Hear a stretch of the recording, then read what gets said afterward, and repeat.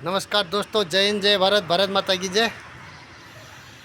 बड़ी समस्या छोटे समाधान में आप लोगों का हार्दिक स्वागत है। दोस्तों, आज 79वां स्वतंत्रता दिवस है और पूरे देशवासियों को स्वतंत्रता दिवस की बहुत बहुत बधाई, बहुत बहुत शुभकामनाएं। दोस्तों, स्वतंत्रता दिवस को पाने के लिए आपको पता है कि लाखों करोड़ों लोगों ने बलिदान दिया है, लाखों करोड़ों लोगों ने अपने दिन रात एक किया है, लाखों करोड़ों लोगों ने जो है अपनी खून पसीना का मेहनत जो है इस देश के लिए किया है। और उन्होंने क्या पाने के लिए किया है? उन्होंने केवल देश के स्वाभिमान को और देश को आज़ादी के लिए किया है।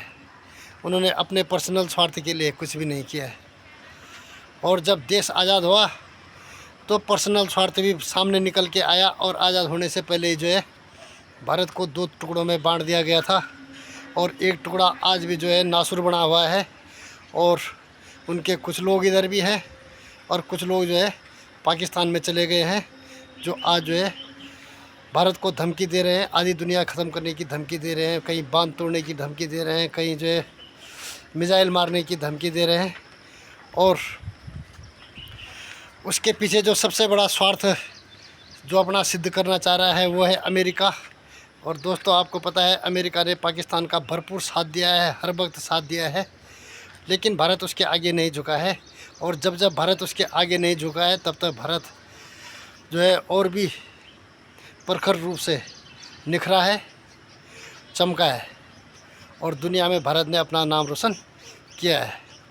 दोस्तों, यही वो तिरंगा है जो है देश को एक ऊंचाई प्रदान करता है, देश की जो है शान बढ़ाता है और भारतीयों को गर्व महसूस कराता है। आज जो है भारत काफ़ी आगे बढ़ चुका है, लेकिन आप उस चीज़ की कल्पना करें कि जब जो है देश आज़ाद हुआ था और उस समय जो है यहाँ पर रजवाड़े थे और नाना प्रकार के जो है जो जीने के थे वो तरीके थे, कोई कानून नहीं था। और किस प्रकार से जो है उन लोगों ने इसको एक प्रजातंत्र में बदला होगा, किस प्रकार से उन्होंने जो है इन कानूनों का अध्ययन किया होगा, जिन्होंने जो है देश को एक सूत्र में बांध के रखा है। रजवाड़ों को समाप्त किया गया, राज्यों का निर्माण किया गया, उसके बाद जो है दुनिया के सबसे बड़े लोकतंत्र की जो नींव रखी गई। उन्होंने कितना कष्ट किया होगा, दिन रात मेहनत की होगी और तब जाके उन्होंने जो है भारत को एक ऐसा रास्ता दिखाया कि भारत इस रास्ते पर आगे बढ़ेगा तो दुनिया में जो है बहुत ऊंचाई पे जाएगा और भारतीयों को जो है एक ऊंचे क्लास का, ऊंचे दर्जे का जो है जीवन और रिस्पेक्ट और स्वाभिमान से जीने का मौका मिलेगा। दोस्तों, उनको भी हमारी तरफ से कोटि कोटि प्रणाम है। और जिस प्रकार से भारत पर जो है बार बार अटैक हुए, उससे लोगों को लगा भारत कमज़ोर होगा, लेकिन हुआ इसका उल्टा। भारत और भारत की सेना उससे ज़्यादा मजबूत हुई है। चाहे जो है 1948 में जो कश्मीर के ऊपर अटैक था वो वाला हो, उससे भी भारत की एकता मजबूत हुई है। उसके बाद जो दूसरी 1962 की लड़ाई हो, उसके बाद भी देश जो है एकजुट हुआ है और एकता मजबूत हुई है। चाहे जो है 1971 की हो लड़ाई, चाहे जो है 1965 की हो, चाहे 71 की हो, चाहे जो है 99 की हो, चाहे जो है अभी जो ये आतंकवाद है, इस आतंकवाद के ख़िलाफ़ भी भारत एकजुट हो रखा है। और आज की तारीख पे जो है जो अमेरिका है, दुनिया का बॉस अपने को मानता है, उसकी बॉसगिरी निकलने वाली है, क्योंकि वो भारत से टकरा गया है, आधुनिक भारत से टकरा गया है। और ऑपरेशन सिंदूर में तो आपने देख ही लिया है कि भारत ने जो है किस प्रकार से दुश्मन के मिसाइल हो, चाहे ड्रोन हो, चाहे जो है किसी भी प्रकार के उनके हथियार हों, चाहे फाइटर के हों, लेकिन वो सब जो है नेस्तनाबूद कर दिए थे, उनको सीमा पार तक नहीं करने दिया था। उसके बाद स्पेस में जो है भारत का डंका बजता है। अभी शुभांशु जी स्पेस स्टेशन से होकर के आए हैं, उन्होंने वहाँ पर अपने 18 दिन दिए हैं कीमती और वहाँ से बहुत कुछ सीख के आए हैं। इसके बाद जो है भारत का गगनयान का मिशन है, वो भी किस प्रकार से आगे बढ़ रहा है वो आपको पता ही है। उसके बाद जो है भारत ने एयर डिफेंस के मामले में सुदर्शन चक्र पर काम करना शुरू कर दिया है।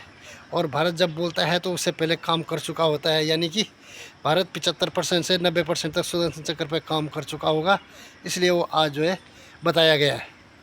दोस्तों, देश का नेतृत्व तो बहुत महत्व रखता है। देश जो है किस दिशा में जाएगा, कैसे आगे बढ़ेगा, धीरे धीरे बढ़ेगा या तेज़ी से बढ़ेगा, ये सब देश के नेतृत्व के ऊपर होता है। और देश की जनता कैसा नेतृत्व चाहती है, वो देश की जनता के ऊपर होता है कि वो कैसा नेतृत्व चाहते हैं। यानी कि जो ये प्रजातंत्र है, इसमें प्रजा ही राजा है और राजा ही प्रजा है। एक किस्म से ये बोल सकते हैं। जिन्होंने इस प्रजातंत्र का निर्माण कराया उनको हमारा कोटि कोटि नमन एक बार फिर से। जिन्होंने देश को आज़ाद कराया उनको जो है कोटि कोटि नमन एक बार फिर से। और भारत जिस प्रकार से अभी हाल ही के दिनों में आगे बढ़ा है, चाहे उसने आदित्य वाला जो सूरज का के बारे में पता लगाने वाला अपना उपग्रह भेजा है, चाहे जो है उसने चंद्रमा के साउथ पे जो है दक्षिण ध्रुव में जो है अपना जो लैंडर था वो उतारा है। तो बोलने का मतलब है कि जहाँ दुनिया नहीं पहुँची वहाँ भारत पहुँचने जा रहा है। और ये पहले भी पहुँच सकता था, लेकिन इससे पहले जैसे बाबा भावा थे, उन्होंने जब अमेरिका के पेटेंट टैंक को जो है समाप्त करने का जो एक छोटा सा गोला बनाया था और अमेरिका उसी में चौंक गया था, उसके सैकड़ों टैंक पेटेंट टैंक समाप्त हो गए थे, जबकि उसने दावा किया था कि 1 घंटे के अंदर भारत पर कब्जा करवा देगा, यानी भारत को लड़ाई हरवा देगा। लेकिन हुआ उसके उल्टा। उसके बाद जो है उनसे पूछा गया कि अब इसके बाद क्या है, तो उन्होंने बोला था हम भारत के ऊपर एक ऐसी चादर बनाएंगे जिससे कोई भी मिसाइल हो चाहे बम हो वो भारत के ऊपर नहीं गिर सकती है। और इस चीज़ को सुन करके अमेरिका पगला गया। उसने जो है पहले तो उसको बुलाया, फिर उनको बुलाया, लेकिन उसके बाद जब वो नहीं गए तो उसके बाद उन्होंने जो है उनको एक लालच देने की कोशिश की। फिर भारत सरकार पर दबाव डाल के जो है उनको भेजा गया कि तुमको प्राइज़ के लिए बुला रखा है, लेकिन प्राइज़ बहाना था। उसके बाद जहाज़ को क्रैश करा दिया गया था। उसके बाद हमारे जो है वैज्ञानिकों को पनपने में टाइम लगता है, हर कोई एकदम से नहीं हो जाता, इसलिए बाबा भावा था। उसके बाद जब अब्दुल कलाम साहब आए तब उन्होंने जो है देश के मिसाइल मैन के नाम से जाने जाते हैं, उन्होंने फिर आगे बढ़ाया। और अब तब से लेकर के अब ये जो है देश का नेतृत्व भी चेंज हो सका है और आगे ही बढ़ता जा रहा है। अब चाहे जो है पानी हो, चाहे ज़मीन हो और चाहे आकाश हो, सब में भारत का परचम लहरा रहा है। और स्वतंत्रता दिवस की एक बार फिर से सबको बहुत बहुत शुभकामनाएं। देश आगे बढ़ता रहे, आप लोगों का ऐसा ही योगदान चलता रहे। जय हिंद, जय भारत, भारत माता की जय। Thank you. लाइक करें, सब्सक्राइब करें और शेयर करें। ओके।